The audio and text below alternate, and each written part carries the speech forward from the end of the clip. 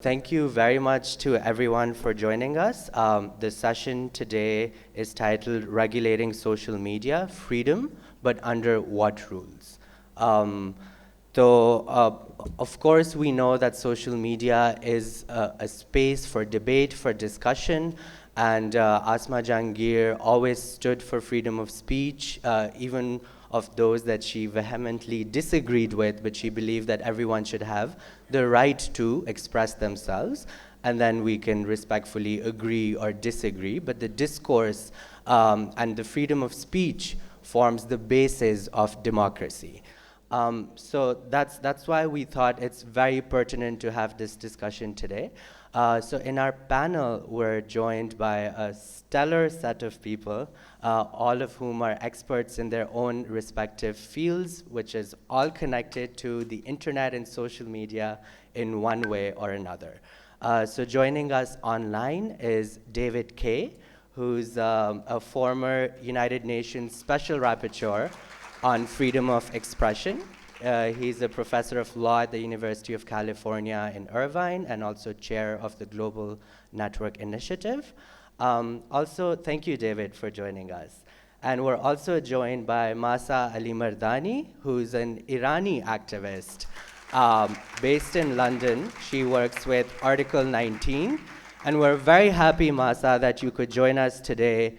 We've been following what's happening in Iran, how bravely the young women are leading a revolution against an oppressive state. And here in Pakistan, we're familiar with it. It was this very road where the Women's Action Forum, Pakistani feminists in the 80s, protested against imposition of a certain type of religion by dictator Zia-ul-Haq on Pakistani women in the form of Hudud Ordinance and other laws. And they protested by burning their dupattas, their scarves, because every woman should have the freedom to choose if they want to wear hijab. It's their choice, but if they don't want to wear hijab, that's also their choice. So we're very happy that you're able to join us here, and Pakistani people stand in solidarity with the people of Iran, especially those present in this room today. We're also joined by Nighat, who's a digital rights activist. She's executive director of the Digital Rights Foundation, and she's also a member of the oversight board that oversees content moderation of Facebook. Then we're also joined by advocate Imaan Mazari-Hazir, who's a human rights lawyer. She's also worked on international human rights law related to freedom of speech and expression, and she's represented a lot of people that were affected by cybercrime laws in Pakistan, and has represented the Pakistan Federal Union of Journalists in the High Court that challenged the social media rules that were introduced by the last government. We're also joined by Matiullah Jan, who's a senior journalist. Now he's back on TV now, we'll talk a bit about that. And he also has his own YouTube channel. So he's been using social media to circumvent censorship on TV through his show. And last but not the least, we're joined by Dr. Afnan Khan, who is a member of the Senate of Pakistan. He's a member of the Senate Standing Committee on Information Technology and Telecommunication. And we look forward to hearing from him also as to what the government really has in store. So Afnan, I hope you're ready. So we'll begin the conversation. I'll start with David Kaye, who's joined us from California online. It's 11 p.m. there, so thank you for staying up on a Saturday night to speak with us, David. I'll start with you, and you recently published a very, very important and critical book called The Speech Police, and you have a lifetime of work on freedom of speech and internet regulation. So we would really love to know, and in Pakistan, we're very interested in knowing how's the world, how are other countries and jurisdictions regulating internet content? What are the different models of internet regulation?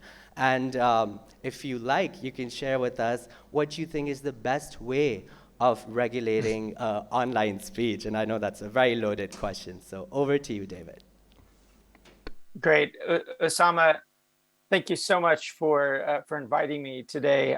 I'm sorry that I cannot be there with you. And And I just wanted to start, and I'll try to keep my remarks very brief because this is such an extraordinary panel. But I just had to start by saying that Asma Jahangir was really a hero of mine, which is one of the reasons why I really had hoped to be there. She, the kind of bravery, the clear-eyed approach to the rule of law that she exhibited has been something that I know that I and many others around the world try to emulate. And to be on a panel with new friends and old friends like Nighat and Mahsa is really great. So I would want to say just a couple, and of course you, Usama, who gives so much to the world of internet freedom. I want to say two things perhaps.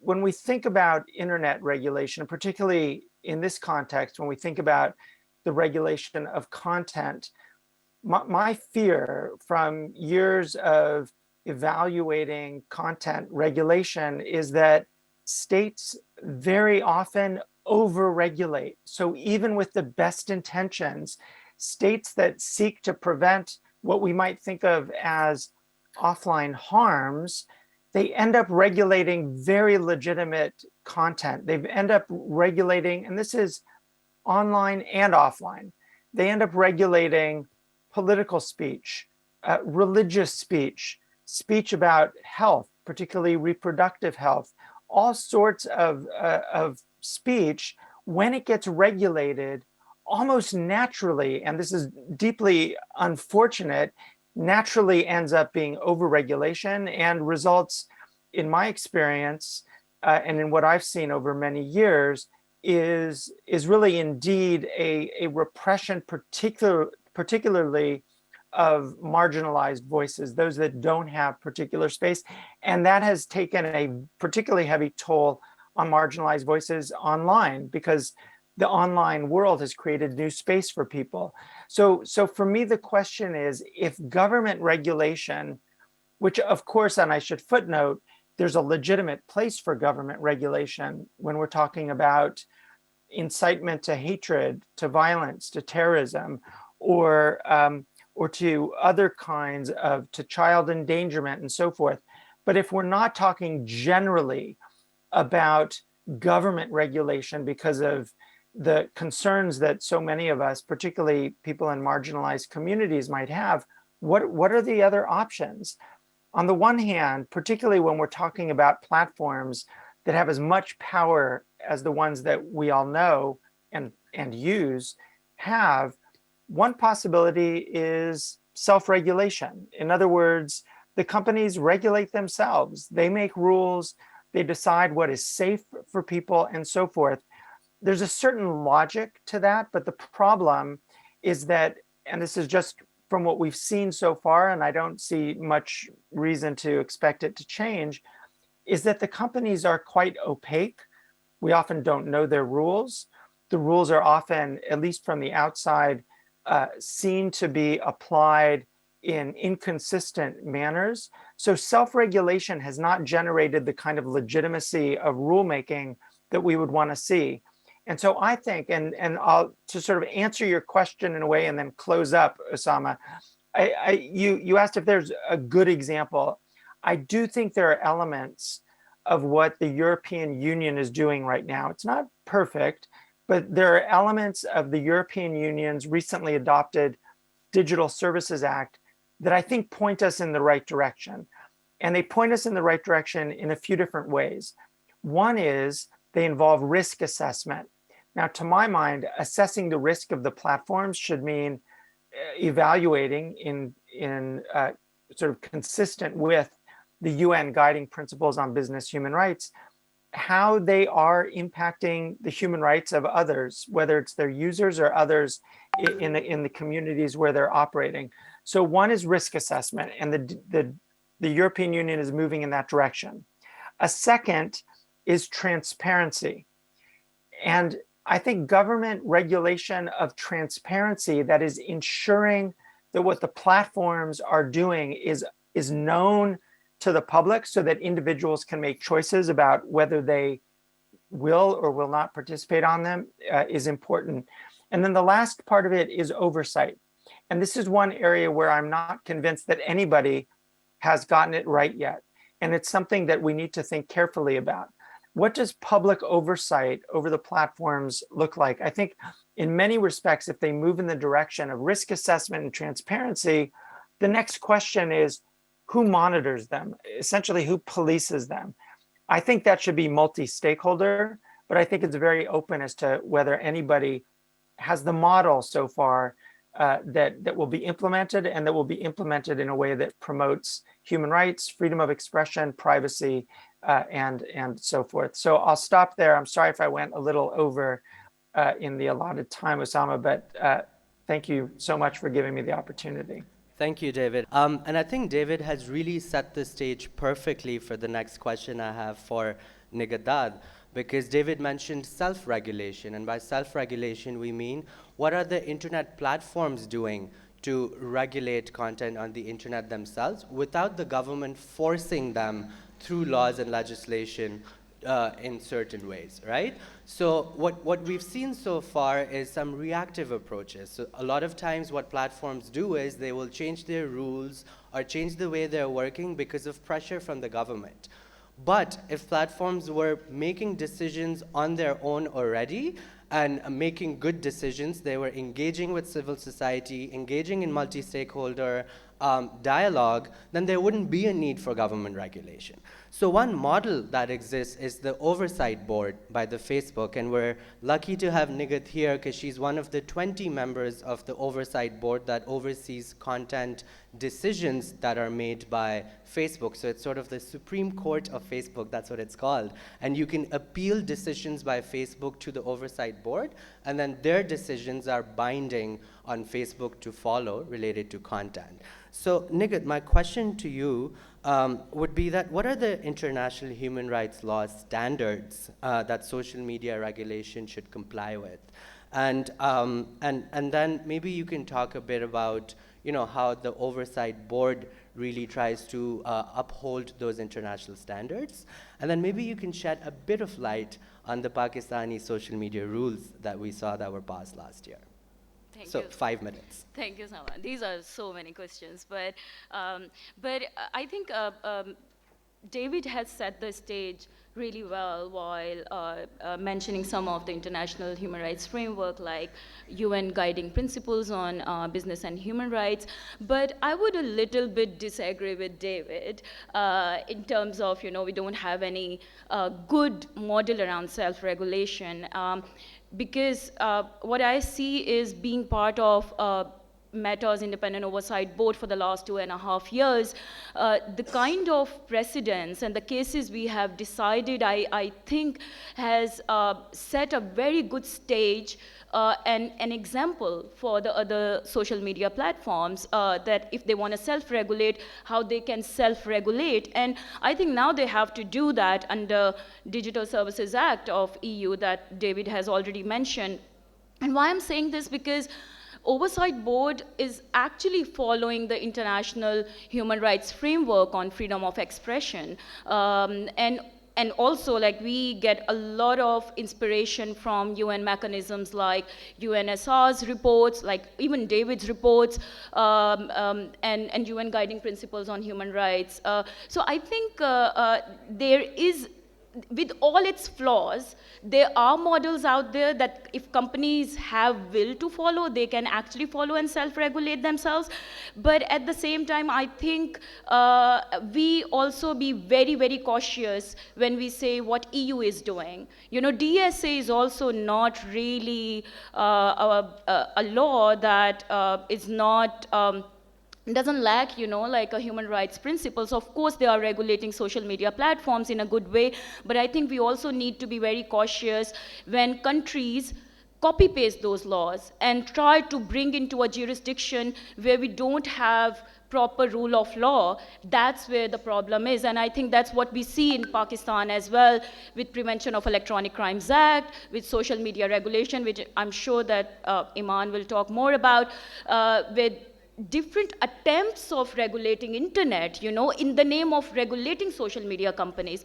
So सबसे बड़ा, and I'll move into Urdu. I'm sure that Mahsa and David will understand, but ये जो पाकिस्तान में regulations अब तक पिछले सालों में आई हैं, PMLN की गवर्नमेंट से लेके PTI की गवर्नमेंट और अब दोबारा से, उनमें फ्लॉज यही है कि आप देखते ही नहीं है कि इंटरनेशनल ह्यूमन राइट्स फ्रेमवर्क क्या है। आपने ICCPR को साइन और रेटिफाई किया है कि आपको पता है कि वो उसमें आपने क्या कमिटमेंट्स की हैं। आप किस तरीके से आइसोलेशन में ऐसे लॉज लेकर आ रहे हैं जिनको जब इंटरप्रेट करते हैं और आप आर्बिट्रेरी पावर्स देते हैं FIA जैसे इदारों को या मुख्तलिफ इदारों को, तो वो इन लॉज को उन्हीं लोगों के खिलाफ इस्तेमाल करते हैं जिनके राइट्स आपने प्रोटेक्ट करने की कोशिश की है। विल थी या नहीं थी हमें नहीं पता।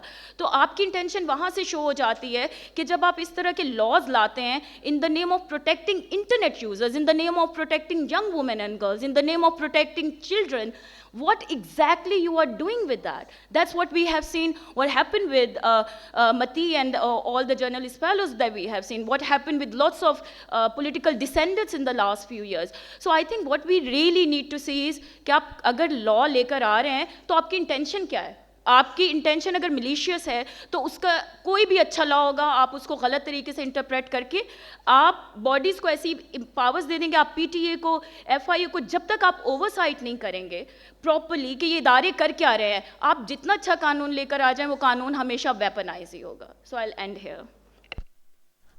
Thank you, Nighat. And these are some important points that you've made, because when governments bring in laws, we need to ensure that there's multi-stakeholder consultation, there's feedback from people that work in the field, there's feedback from activists, from lawyers, from journalists, from students, from who use the internet for different purposes, to for financial and for employment, for education.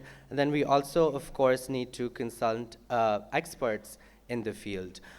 So that brings us to Imaan Mazari-Hazir. So Imaan, as a lawyer, you've represented a lot of clients in cybercrime law cases related to under the PICA law. And then you were also the counsel for the Pakistan Federal Union of Journalists that challenged the social media rules in the Islamabad High Court. So what has your experience been like as a lawyer when you dealt with these cases? What kind of abuse have you noticed of these laws? And then maybe you can talk a bit about how so many different stakeholders got together that led to the Islamabad High Court decisions regarding PICA this year. Thank you very much. So there's a lot to say on this, but what I'm going to try to do is take 4 core takeaways from the proceedings. For the record, these proceedings began in 2020 when the Pakistan Federal Union of Journalists challenged the first notified draft of the social media rules, and these proceedings are still ongoing till date. So the first issue that was evident from the beginning of the proceedings was that while these proceedings were ongoing, modified rules were notified by the government without any consultation whatsoever. So in other words, both the original and the modified social media rules were prepared and notified without any consultation, let alone meaningful consultation. There was no national discourse on definitions of harm or what harmful content is, particularly that content which the government was seeking to regulate. So the process of preparing and notifying these rules was non-transparent, arbitrary, and contrary to democratic norms. The second issue was that these rules exceeded the scope of the Parent Act, PICA. So being notified under Section 37 of PICA, which deals with unlawful online content, the rules could not have exceeded the ambit of Section 37 PICA, but they did. So for example, there was Rule 5.4 in the original rules, which authorized PTA to direct social media companies, significant social media companies, or users to secure data for evidentiary purposes, including traffic data, for an arbitrary period of time which was to be determined by PTA. So this sub-rule, for example, was also clearly beyond the scope of PICA, the Parent Act, as it imposed these obligations on entities such as social media companies and users which are neither categorized under PICA nor are there subjects under PICA.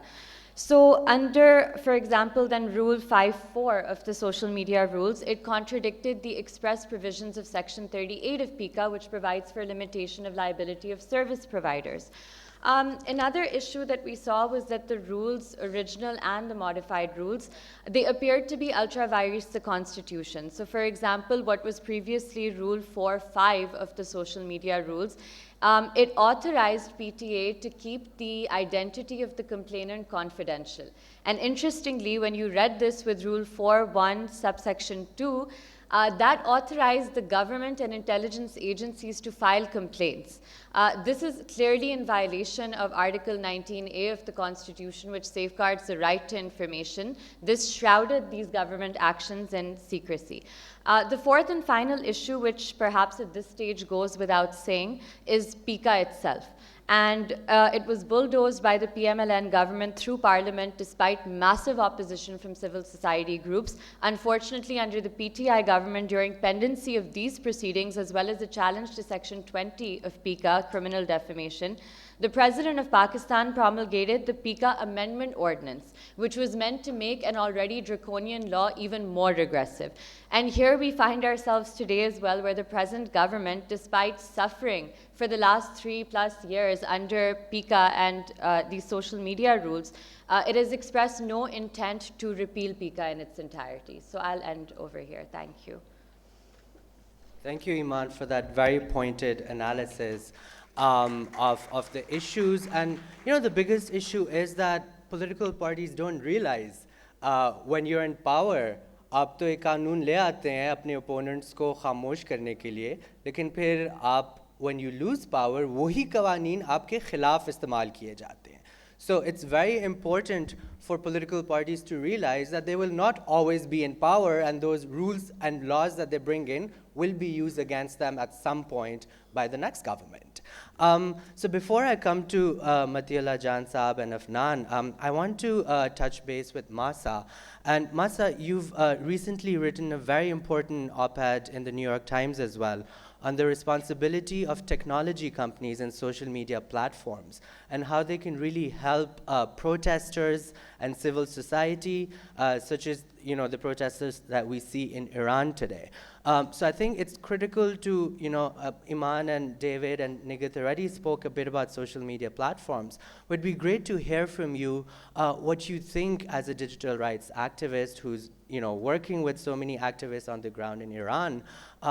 What are the responsibilities of tech companies? How can they help with access to internet, but also help amplify the voices?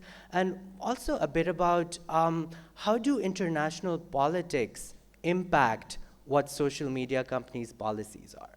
Hi, well, thank you for having me, and thank you for inviting me, Usama, to this really incredible conference to remember Asma Jahangir. And I would be remiss not to mention that Asma Jahangir was the special rapporteur for human rights in Iran when she passed away. And when she held that mandate at the United Nations, it was really welcomed, and the Iranian community, the Iranian human rights community, was really inspired and looking forward to the years of work that she was going to do with that mandate. So I'm really honored to be here to speak at a conference remembering her and the incredible work she did on human rights in Iran. And I have to also take this opportunity to really encourage the audience, especially lawmakers who would be watching this, that we really do need Pakistan's voice at the Human Rights Council within different United Nations mechanisms to uphold human rights, especially the legacy that Asma Jahangir left as a voice trying to document and hold the Islamic Republic of Iran to account for the human rights crimes it has committed and continues to commit. So I really look forward to the engagement of Pakistani civil society and the Pakistani state on this issue.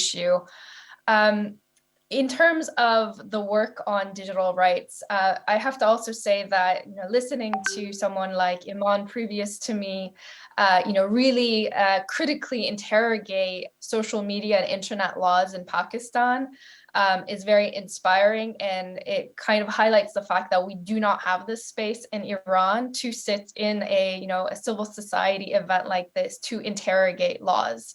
There are some very similar and much more draconian laws in place in Iran, and the space for interrogation is very limited, if not none, in terms of how it upholds human rights, how it even upholds rights within the Iranian constitution. So I hope one day to see something similar as this conference in Tehran.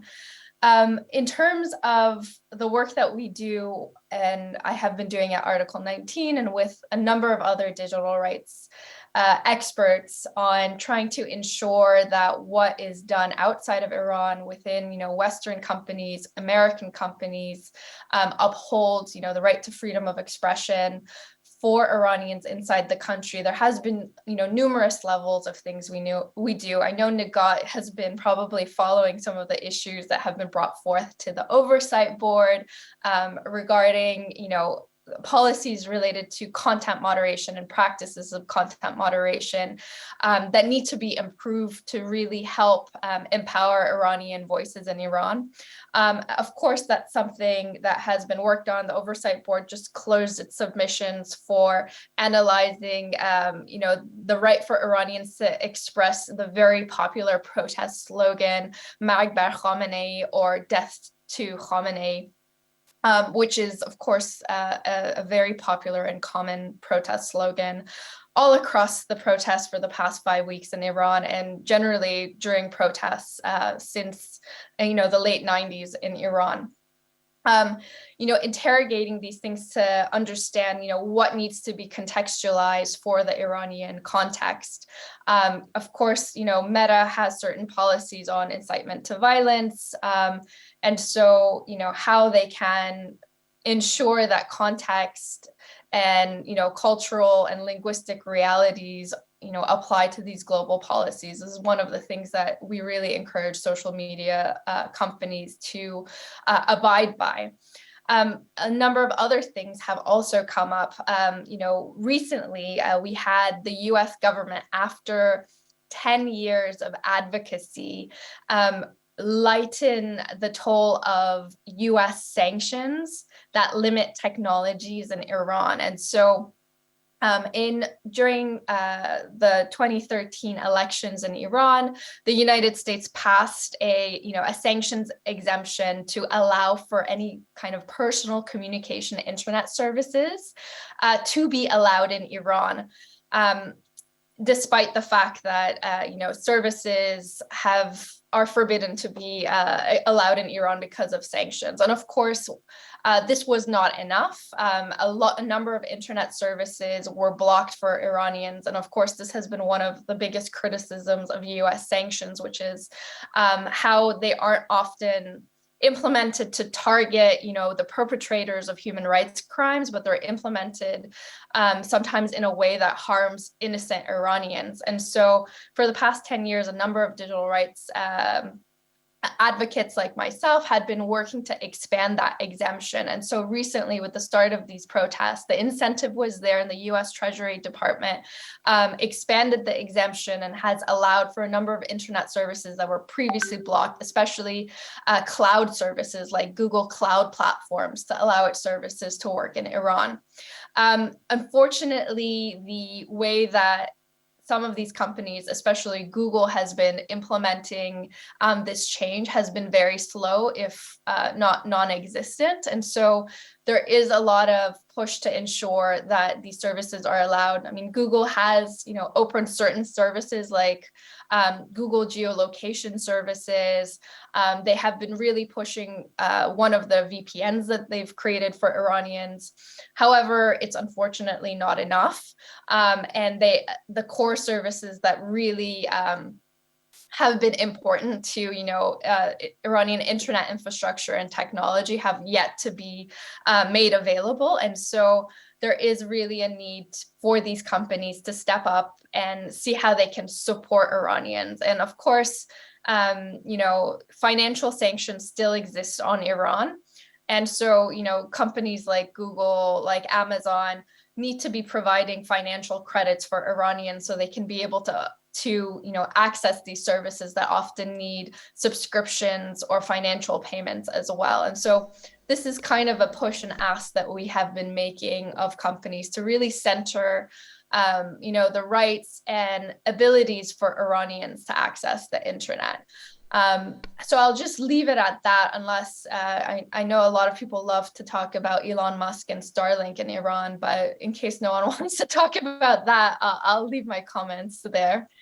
No, thank you very much, Mahsa. And I think it's so important that companies focus on the needs of rights holders, of citizens, and center their policies around the needs of users like us, rather than only thinking about what governments demand of them or what their finance teams demand of them, considering their business models, right? So human rights-centric policies are super important. And that brings me to Matiullah Jan. And Matiullah, we would love to hear from you. We know that, you first faced censorship on TV, because of which you started your YouTube channel, which is very successful and is a very important source of information. Now you're back on TV, but we've also seen a lot of campaigns being run on social media that incite hatred, that incite violence, and then there's also disinformation campaigns. So where do these campaigns come from, and how should we be dealing with them? Actually, I really don't want to talk about what has been happening to myself for the last 4 years. And in fact, using that experience, I would like to make some suggestions and analyze the situation objectively. Being a court reporter, I have an added advantage of trying to understand the laws and rules and how they are made in Pakistan. I also know that the hate campaign and hate speech that is directed particularly against journalists and journalists like me, where it comes from, and we all know about it. And it comes from the proponents of the so-called fifth generation warfare. And they have trained people like they did train people in Afghanistan, and today they are paying the price for that. So there was another kind of training under fifth generation warfare, and now the same trained people have come back to haunt those people who actually trained them, the trainers. So the trained have turned against the trainers in the name of the fifth generation warfare now. I actually want to talk at the conceptual level of why there is a heated debate on social media rule. I think it's not because some rules are good or some rules are bad, and how they can be amended or changed in the interest of fundamental rights. The issue here is that when you don't have democracy, democratic institutions, where people have the right to free speech, then it is useless to talk about having democratic rules for regulating the social media. It's not, the free speech is not a fundamental right of journalists or media organization. Journalists and media organization are only the eyes and ears of the society. So if we do not have that fundamental right available to common people, then there is no use of journalists having the same right and claiming that this rule can be helpful and that rule cannot be, helpful. So we have to understand that first we have to have the right to free speech for the common people, for the politicians, for the civil society, and obviously when they have this right to free speech, media will automatically have that space that is required to promote this right and promote democratic values. For that, I would say that the first problem with the rules or whatever laws we make is the lack of debate. And this lack of debate is again because the parliament and the political parties are unable to assert their legal rights to legislate. And when we don't have a debate, we don't have an ownership of such rules and laws once they are made. The political parties in their manifestos, they do refer to such fundamental rights, but when it comes to legislation, we have seen how PICA law was made, under whose pressure, under whose threats, and how then those laws are actually interpreted by the courts, and then how those laws are selectively enforced by the law enforcement agencies.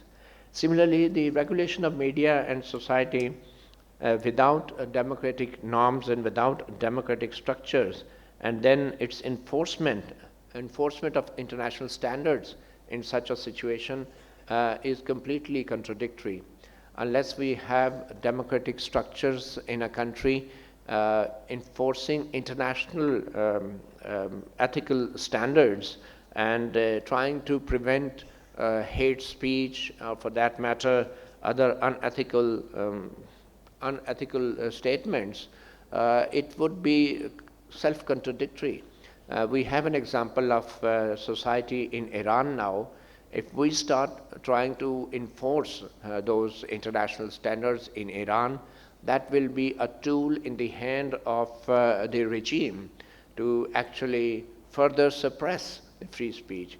International standards only come once you already have this free space available in particular societies, and only then you try to improve that space and quality of that space and expression through enforcement of international standards. And then I think we need to have this self-regulation and enforcement of ethical regulation, not through state structures but through public opinion. And we can create this public opinion through free debate in the society, and through free debate we can have private sector actually itself, the civil society and private sector monitoring these social media platforms and monitoring the public opinion on social media. And we can have this concept of developing credibility index for the media organizations. And I think civil society like Nighat is working with, that can actually on annual basis come up with a research to determine which social media organization or media organization was most credible on the basis of an empirical data that we collect throughout by saying which news media organization gave the maximum correct, truthful news, and which news media organizations were proven to be wrong how many times. So I think such kind of a private initiative can also create a public opinion through which social media operators can be regulated. And then lastly, I think we have to be more specific about what can be said and what should not be said.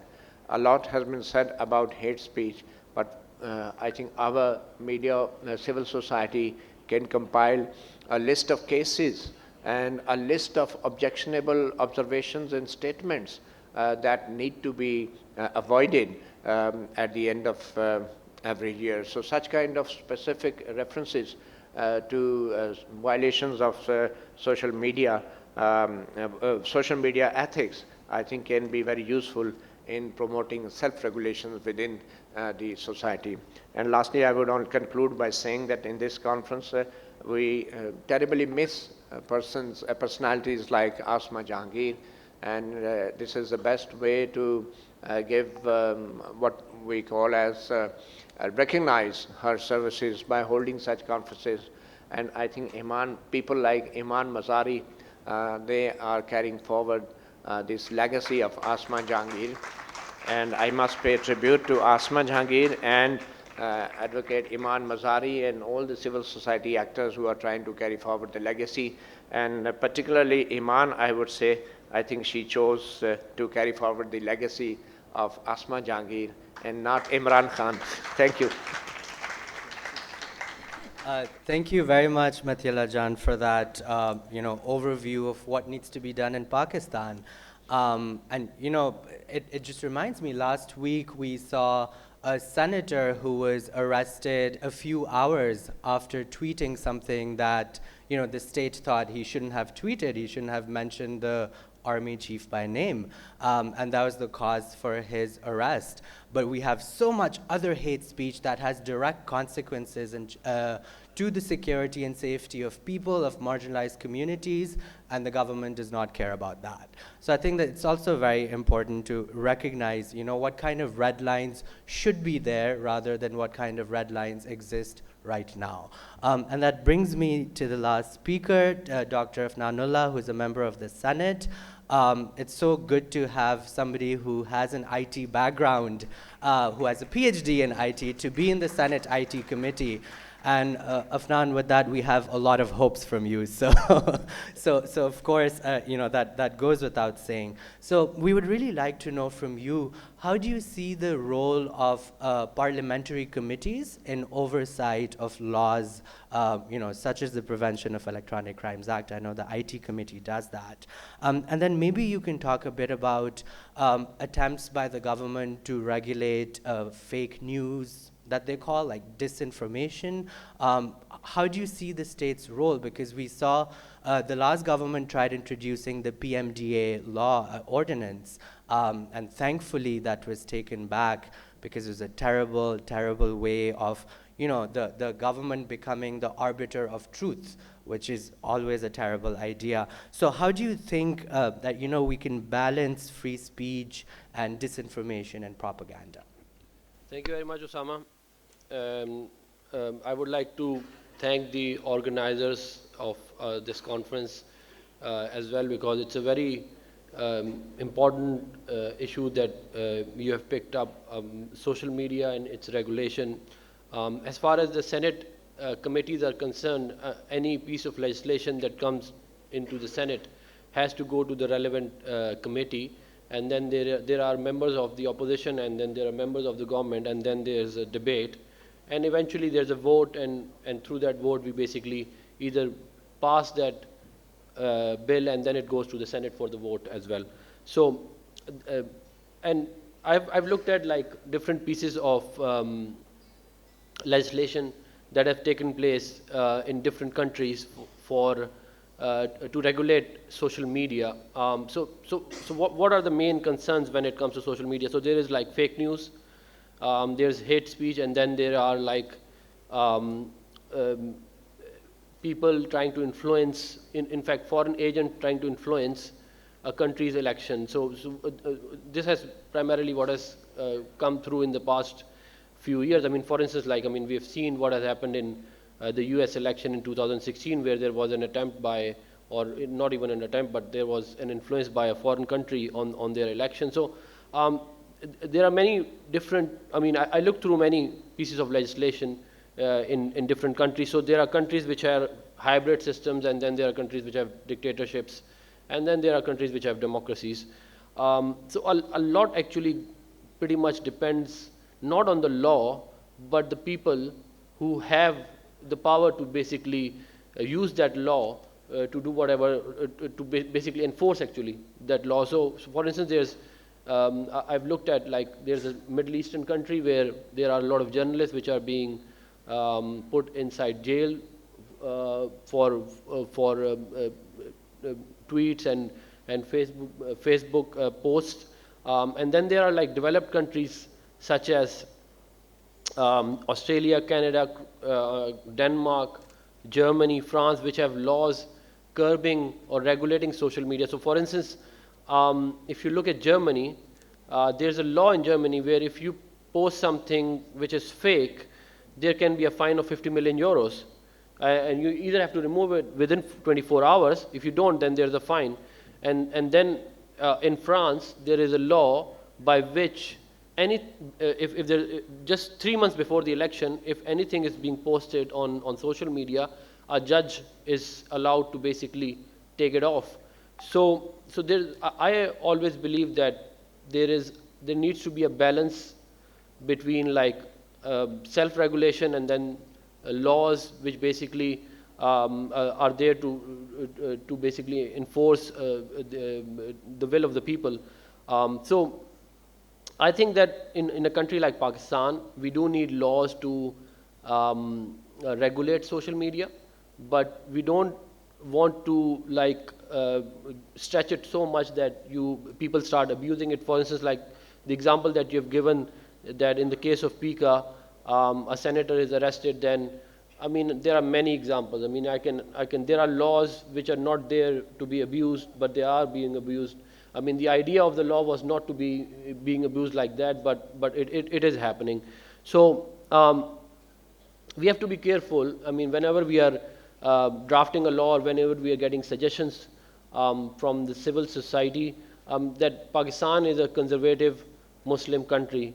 I mean, the vast majority of the people are Muslim, and then they have their own values. You can't basically force liberal values to these people.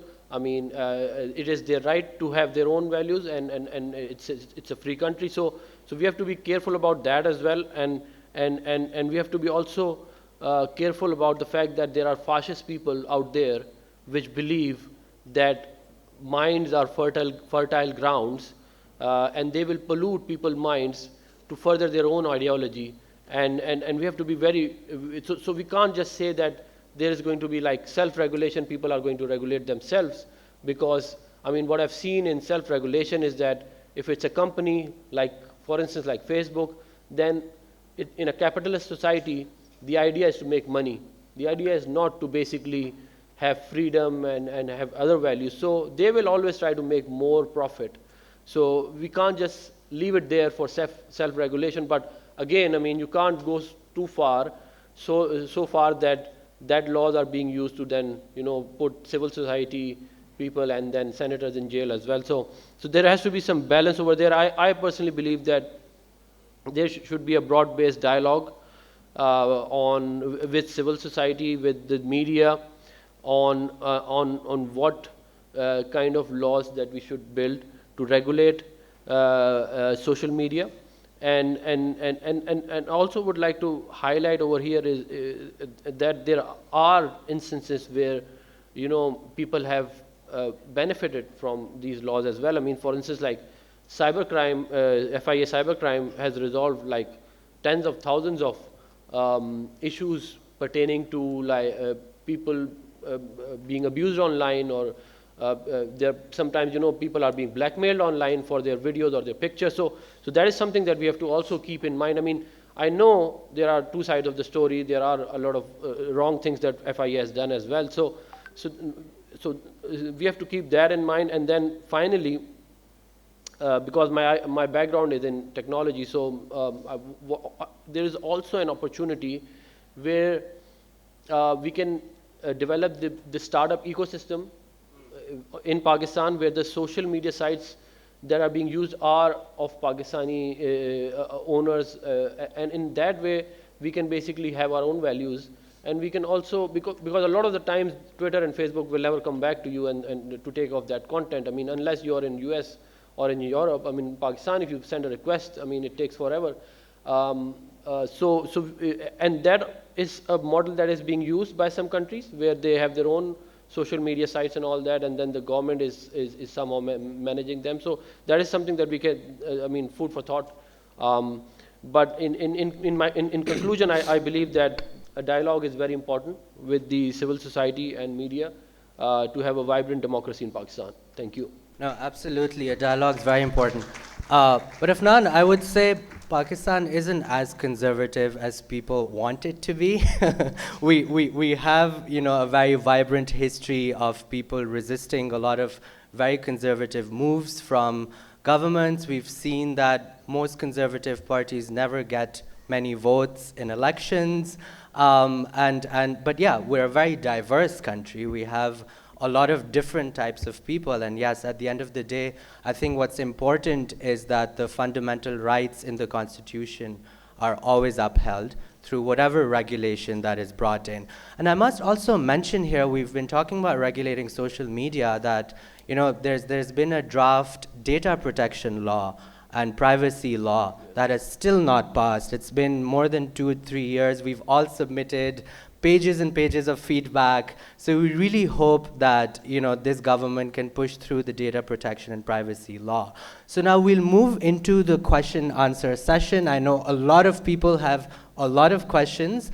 So if someone can take the mic around, and while we do that, I think Nighat has something to say.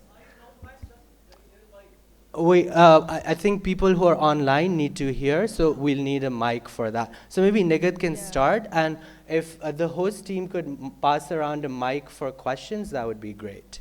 I think very quickly, I wanted to address some of the things that Afnan said. Is it Afnan, right? We have been saying for the last 1 decade that we need conversations, we need inclusive participation when the laws are being drafted. This is not something that, and every single time when the government comes, new government comes, they're like, oh, first they'd make promises that when we will come in power, we'll change the certain law. And when they come in power, they completely forget the demands of the civil society, the relevant stakeholders, journalists. And I think now that PDM is in power, Senator Saab, I really want to remind you guys what you have been promising to all of us in last few years, that we will amend PICA.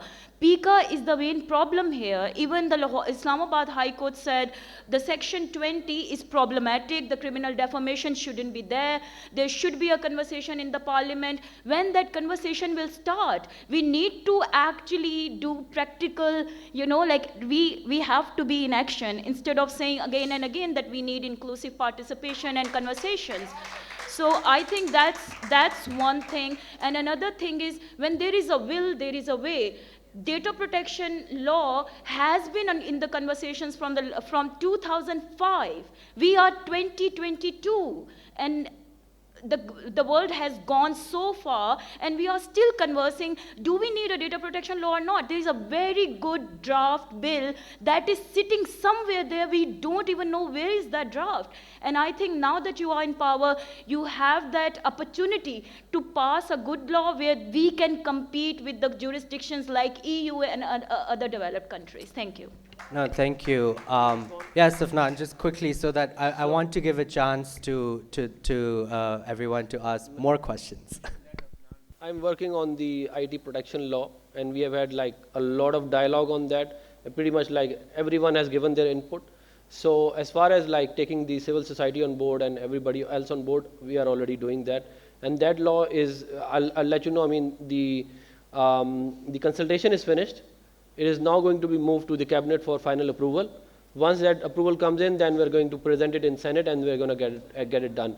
So that's one thing. Second thing is that, I mean, I know that there are promises that we have made, and we are trying to basically honor those promises. But I mean, there's a whole struggle that is going on behind these laws. I mean, it's not as easy as like just taking that law and putting it in Senate for a vote. I mean, there are a lot of pressure groups which don't let, I mean, these things come in. I mean, we know, I mean, Mati Bhai knows this as well. I mean, a lot of people, it's not as easy as just like taking that bill in Senate and getting that approved. I mean, there's a lot of struggle that goes behind that. I am personally very much in favor of taking those things off, which can be used in that PICA bill. I mean, I've been on the receiving end myself. My family has been on the receiving end of this as well. I mean, more recently as well. So I'm very much a proponent of amending PICA as well. Thank you. We really appreciate that, and we will hold you to account to that promise. If we have the mic around, I think there's a question right here up front. This gentleman with the mask, yes, please. So thank you for all panelists. All have spoken well, and my humble judgment, all speakers and also all participants are contributing for the cause of Madam Asma, because we are all people are for the rule of law. But basically, because this is a practical question concerned with lawyers, therefore my honorable colleague, Ma'am Imaan is addressed specially, but also other panelists can also have their comments. So my question is, first of all, there is attitude of a judge. Whenever we bring a case of PICA, so he tries that there should be no under the definition of schedule of FIA. Because this is particular case, it should be dealt by FIA court. I have a practical experience of this. First of all, I got a case before FIA court, which is PICA court. They have said, no, this will be addressed by a central judge. I have got to central judge. Central judge himself has said, no, this is the case of FIA court. This is problem. And second problem is that there is definition of this cyber crime. Actually, cyber crime is not concerned with internet. Any electromagnetic system can generate cybercrime. That can be only landline number. If there is call through even a PTCL number, that is also cybercrime. But this is problem of these agencies. They always do mingling that, oh, we are not concerned, this is not internet Yes. abuse. No, thank you. I Therefore, think my question is, ma'am, my question is, suggestion is that, please, you do for this, and there should be lot of things, because lot of crimes are committed with respect to PICA, but there is abuse on both ways. Not only they have misinterpretation, also they have disinterpretation. Thank you. No, thank you. We'll collect a couple more questions. I'm also conscious that it's almost midnight in California, and David is online with us, so thank you, David. Maybe I'll quickly go to David, and maybe if you could speak, David, if you can hear me, if you could shed light a bit on laws and regulation regarding disinformation, that would be great. You know, disinformation laws are I should step back and say, first, I think everybody recognizes that disinformation, propaganda, particularly the kind of disinformation that has an element that involves incitement to hatred, is a social problem. You know, the question I think that certainly legislators need to face, but also the platforms need to face, is how do they define the problem? How do you define disinformation in a narrow way in which you actually address the offline harms that might result from it? And unfortunately, there have not been very good examples of laws around the world that address disinformation in a way that narrowly addresses the particular problem. Again, it goes back to the problem that I mentioned at the beginning, which is that government regulation, and this is true of platform moderation as well, is often over-regulation and often ends up taking down and restricting legitimate debate in sort of an argument that it is actually designed to deal with an offline harm. I'm not arguing that disinformation as a problem doesn't exist. It's that the regulation of it often is a kind of worse, in a way, treatment of a real problem and leads to other kinds of harms. Yes, it's often a very slippery slope. So we have a lot of lawyers here, and I saw a hand from there. Yes, there's a question, so we can collect a couple of questions more, and then the panelists can address that. Assalamu alaikum. I'm former Justice Rukhsana Ahmed from the Sindh High Court. It's really been a pleasure hearing all of you speakers. A small suggestion. We have all our law students here. Perhaps the Senator could also help, that the Higher Education Commission perhaps could bring in a compulsory subject towards media laws, so that at the grassroots level, these young lawyers get acquainted, and maybe some specialized courts could be also provided some guidance. Every drop makes a difference.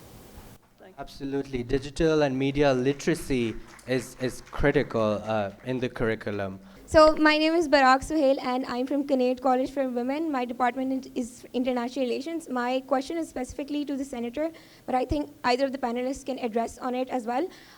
Because I'm more interested in how states behave, I wanted the Senator to talk to us about, in context to political polarization and the rise of right-wing nationalism, could you shed light on what are the prospects in the establishment of an ideal communication structure that is not only inclusive to human rights, but also ensures that inclusive debate is actually taking place, and that communication ensures that no fake news is rather propagated through such channels? What are the prospects, and how do you see such an ideal structure to be constructed within countries like Pakistan? Thank you. Thank you. I think we can move on to addressing the questions now. So yeah, maybe Afnan and then Nighat and Imaan. I mean, I personally feel that anything that has to do with the establishment moves very slowly. So I am an optimist by nature, so I would say that there should be a dialogue on basically having these communications and moving Pakistan forward. But we have been striving for that for many decades as well. We have seen countries move forward and they've modernized. I mean, they have a modern countries which have modern economies as well.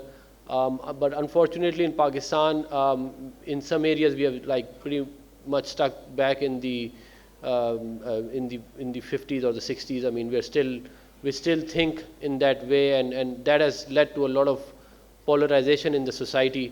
The key, I think, is that everybody wants a piece of the action. So in democracy, I mean, you get a vote, and in that vote, through that, you basically can demonstrate your will, and that is extremely important. And the second important thing about democracy is that it gives you the ability to basically have a smooth transfer of power. I mean, there is no civil war and then there's a transfer of power. So, I mean, I believe in having those communications, but I mean, it's pretty slow as right now. Thank you. Thank you. Nighat. So maybe it's related to the questions also, but regulations, policies, laws, rules से पहले, I think one thing that we really need to point out, अगर हम चाहते हैं कि self censorship लोग ना करें और especially journalists ना करें, तो सबसे पहले तो ये सारी पॉलिटिकल पार्टीज़ जो हैं ये अपने आप को रेगुलेट करें. जब इनके लीडर्स बैठ के सोशल मीडिया पे जर्नलिस्ट के बारे में कहेंगे कि मर्दों में घुसेगी तो ये तो होगा, तो फिर आप अपने फॉलोअर्स से क्या एक्सपेक्ट करेंगे, तो वो ये हरासमेंट ना करें. इसी तरीके से सारी सोशल मीडिया पार्टीज़ सबसे पहले तो अपने सोशल मीडिया सेल्स को ट्रांसपेरेंट करें, रेगुलेट करें, ताकि हम लोग ओवरसाइट कर सकें कि कौन लोग हैं जो डिसइंफॉर्मेशन फैला रहे हैं. तो आई थिंक रेगुलेशंस और ओवरसाइट इनके अपने घर से शुरू होनी चाहिए सबके, और उसके बाद फिर ये यूज़र्स को रेगुलेट करें. रूल्स लॉज आप बना देंगे, लेकिन जब तक खुद अपनी पार्टी मेंबर्स को आप कंडेम नहीं करेंगे पब्लिकली, तब तक ये डिसइंफॉर्मेशन होती रहेगी और आपके जर्नलिस्ट तक अपने आप को self-censor करते रहेंगे. Imaan, there is a question about jurisdiction and FIA and courts. Okay. This was actually one of the issues that we were seeing when these cases came forward. मैंने बहुत से लोगों को represent किया कि जब हम जाते थे पीका कोर्ट में, फिर उन्हें भेज देते थे दूसरे कोर्ट में. So this is an issue. इसमें दो problems हैं. सबसे पहले ये है कि जो आपका general court system है, उसमें इतने कम वसाइल इन्वेस्ट किए गए हैं, क्योंकि आपको भी पता है, इधर सबको बैठे हुए पता है कि the bulk of your budget goes elsewhere. तो ऑलरेडी एक वसाइल का प्रॉब्लम है. दूसरी इसमें जो बात आती है कि the point and the purpose of bringing in पीका, अगर आप उस वक्त के पार्लियामेंट्री डिबेट्स पढ़ें तो उस वक्त रज़ा रब्बानी साहब ने इनफैक्ट रेप्रिमांड किया था अनुशा रहमान साहिबा को कि आप ये कानून ना लाएं, ये अब्यूसिव है. उस पर बहुत पार्लियामेंट्री डिबेट्स में लिखा हुआ है. तो मकसद ही पीका का ये था, process is punishment. This is part of the process which is meant to be the punishment. Thank you very much, Ji. To all our panelists, thank you, David, for staying up so late and joining us online. Thank you, Mahsa, for joining us from so far.